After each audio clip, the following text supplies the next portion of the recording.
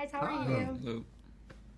Hello. So to start, my favorite Taylor Sheridan thing is Hell or High Water. So I was fully on board the minute I It's a said good Royal. one. It's It's great. a good Yeah, one.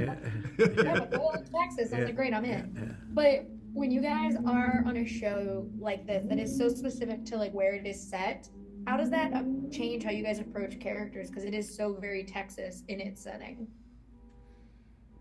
Yeah, I think when you're put into a world that you have to portray and you're surrounded by that world, it's very easy, as actors to become these morphed artists, and you transform yourself into these folks that you're portraying. And when you're surrounded by that world, it's effortless, really, right, guys?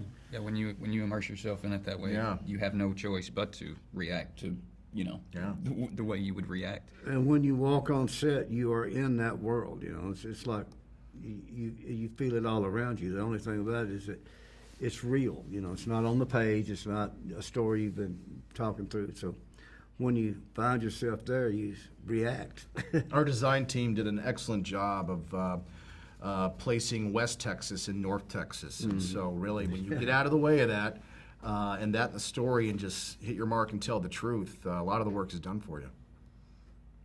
Yeah, and I do have to ask, is my favorite little tidbit of information is that most people are like, you don't improvise on a Taylor Sheridan thing, and I was like, yeah, but you have Billy Bob Thornton and Michael Pena. How is that one going? Yeah. And then they were like, no, they did get to improvise. Yeah. So you are on a set like that where most people have one view of like the script and how it works, and then you have people like those two kind of throwing one-liners every once in a while. How does it work for your guys' brain? Like when you're on set and you hear an improvised line and you're like, damn it, I have to respond now using improv. Keeps you on your Even though toes. that wasn't Oh, yeah. initially my idea.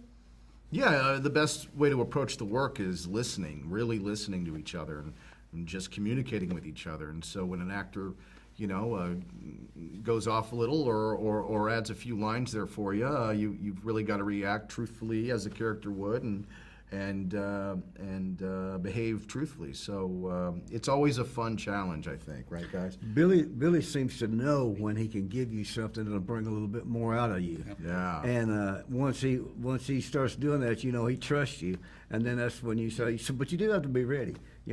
It's happening in real time. Yeah.